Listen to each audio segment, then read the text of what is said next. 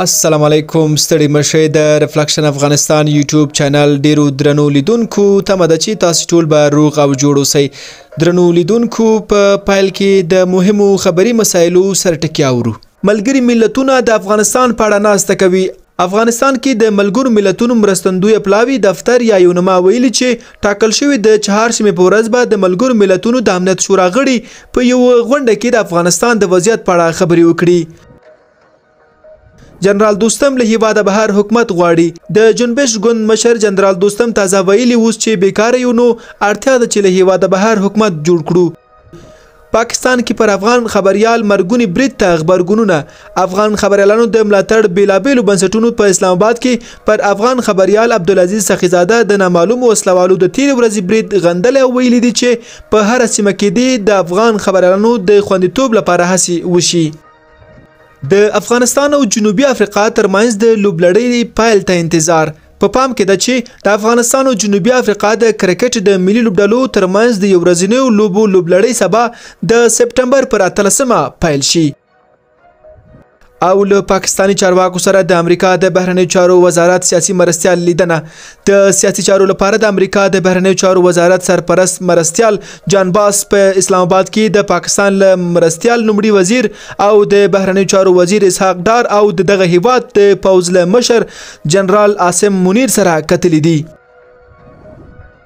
اوس هم پر خبرونه ز رئیس خان ریحان یم. په افغانستان کې د ملګرو ملتونو مرستندوی ماموریت یا یونما وايي د افغانستان لپاره د ملګرو ملتونو د سرمنشي ځانګړي استازي یا یونما مشره به د چهارشنبې په ورځ د امریکا په نیویارک کې د ملګرو ملتونو په مقر کې د امنیت شورا غونډې ته د افغانستان د وضعیت په باب معلومات ورکړي. د ملګرو ملتونو امنیت شورا هم په خپل انټرنیټي پاڼه باندې لیکلي چې د سلوینیا د صدر اعظم مرستیال او د اروپایي چارو لپاره دغه هیواد بهرنیو چارو وزیره میرمن تانجا جون په دغه غونډې مشري په غاړه ولري او د یونما مشره روزا اتنبایو د ملګرو ملتونو د ښځو د څانګې اجرایي مشره سیما بهوس او د امنیت شورا استازي به په دې غونډې ته د افغانستان د وضعیت په اړه څرګندونې وکړي. د امنیت شورا ویلي چې د شورا غړي به د افغانستان په اړه یو ولني غونډه کې د بحث او خبرو وروسته د غونډې په پای کې د افغانستان په اړوند د بندو دروازو شاته سلا مشورې هم وکړي. اوس مهال سلوینیا د ملګرو ملتونو د امنیت شورا نوبتي ریاست په غاړه لري.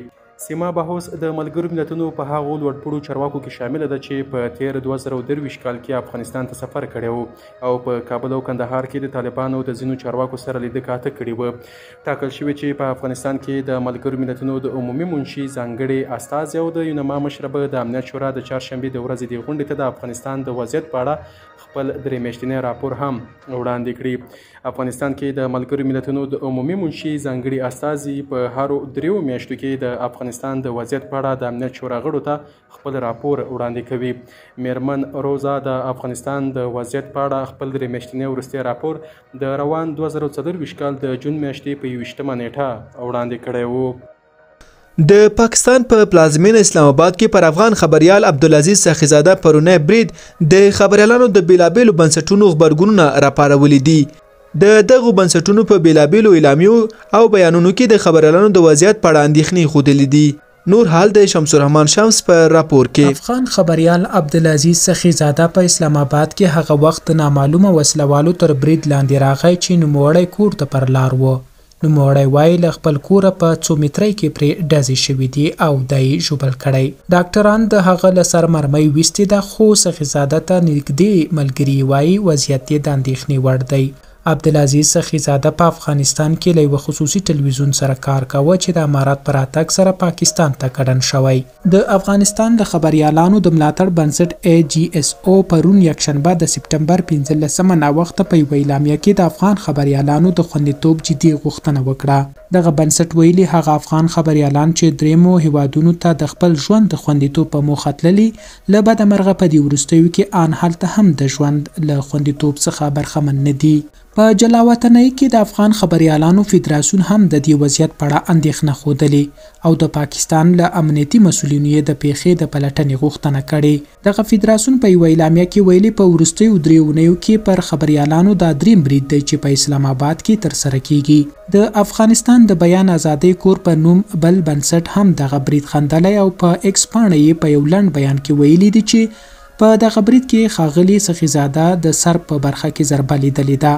په ورته وخت کې په پاکستان کې میشت یو شمېر افغان خبريالان وایي پر خبريالانو وروستیو حملو سخت ویرولي او د ځانونو د امنیت په اړه اندېښمن دي. دا په داسې حال کې ده چې په دې وروستیو کې د پاکستان په پلازمینه اسلام آباد کې پر افغان خبريالانو د بریدونو پیښې زیاتې شوې دي. د تیرې اګست میاشتې په 15مه پر یو بل پخواني خبريال نصیر احمد پیروز هم په اسلام آباد کې حمله شوې وه او د ازادۍ راډیو خبريال احمد حنایش هم د اپریل پر 3 په اسلام آباد کې د نامعلومو وسلوالو په حمله کې ټپي شوی و. پر افغانستان د اسلامي امارت تر بیا ځلې واکمنۍ وروسته زیات شمېر افغان خبريالان ژوند د خوندیتوب او لویدیځو هیوادونو ته د وتلو په نیت ګاونډیو هیوادونو په ځانګړي ډول ایران او پاکستان ته وتلي دي چې لا هم له سخت کړاو سره مخ دي. د جنبش ملي ګوند مشر جنرال عبدالرشید دوستم د اسلامي امارات پر سیاسي مخالفت غږ کړی چې له هیواده بهر حکومت جوړ کړي. نور حال د نصرت الله سیال پر راپور کې. د جنبش ګوند مشر جنرال دوستم 13 ورځې په افغانستان کې د اوسنی حکومت مخالفانو د افغانستان ژغورنې ملي مقاومت شورای وینلند غونډې ته په وینا کې د افغانستان د سیاسي ګوندونو او فعالانو غوښتل چې یو موټی شی له تېروتنو زده کړه وکړي. ښاغلي دوستم ټینګار وکړ چې د جلاوطن حکومت مشر باید داسې څوک وي چې د په وینا د طالبانو د مشر فرمانونه وننګوي. په دې غونډه کې د افغانستان یو شمېر نورو سیاسي فعالانو هم ګډون کړی و. نوموړي وویل چې اوس چې بیکاره یو نه پیسو ته اړتیا شته نه وسلو ته او نه کشمکش ته، نو راځئ موږ ټول مشران به سره کینو، یو سیاسي توافق ته له رسېدو وروسته به د طالبانو حکومت ته مو ووایو چې راشه کینه د مذاکرې له لارې دا خبره حل کړو. باور مې نه کیږي چې هغوی به راشي، خو هو د امنیتي رول پر مهال به بیا دا خبرې کیږي. هغه وخت به ټول دنیا نه وي خو د ملت ځینې خلک به راسره وي. وایم راځئ د یو موازي یا جلاوطن حکومت پر جوړولو باید توافق ته ورسیږو. دوستم چې په دغه څه باندې 3 ساعته اوږده انلاین غونډه کې تر نورو ډېرې او توندې خبرې وکړې. ټینګار وکړ چې د دغه ټلوالې غړي باید چې د ده په ټکو له لنډ فکره په شا شي. نوموړي وویل موږ باید ټول یو ځای شو، ځوانان دي، مدني فعالان دي، خویندې دي، ټول به سره یو ځای شو، یو ګام به شاته لاړ شو. هر څه به د ځان لپاره نه غواړو، نور خلک هم شته، ملت هم شته، له لنډ فکره به په شا شو، ټول به یو موټی شو. د افغانستان د یو بل مخکینی ولسمشر مرستیال یونس قانوني هم په دې غونډه کې ګډون درلود او هغه هم په تبعید کې د حکومت د تشکیل په تړاو د مارشال دوستم طرحه تایید کړه. ښاغلي قانوني زیاته کړه له پولو بهر د یو حکومت بحث داسې څه دي چې په نړیوالو مجلسونو کې مطرح دي. دا په خپل ځای له طالبانو سره د تکتیکي تعامل او ستراتیژیک تقابل د تګلارې پر لور د تلو لپاره یو ګام دی. ښه ده چې موږ له دې فرصته ګټه واخلو، یو بل سره ومنو. ښایي دا لومړی ځل وي چې د اوسني حکومت مخالفان په دې بڼه له افغانستان بهر د جلاوطن حکومت د جوړېدو وړاندیز کوي. دا هم روښانه نه ده چې کوم هیواد ښایي دوی ته اجازه ورکړي چې جلاوطن حکومت پکې اعلان کړي. بل لور ته یو شمېر سیاسي شنونکي دا مسخره ګڼي او وایي دا له واقعیته لرې خبره ده. دوی وایي اوسني شرایط دې ته نه دي برابر چې له هیواده د بهر حکومت جوړ شي او دا د نړۍ له اصولو سره په تضاد کې دي.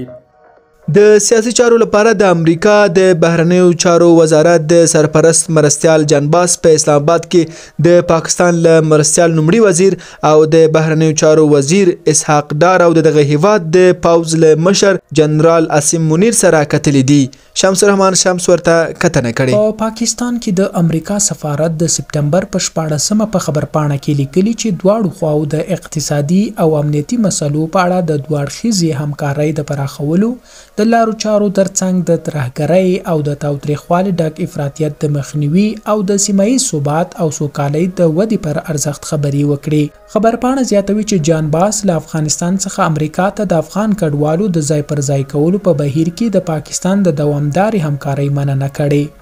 له جان باس سره په دغو لیدنو کې په پاکستان کې د امریکا سفیر ډانلډ بلوم هم حاضر و.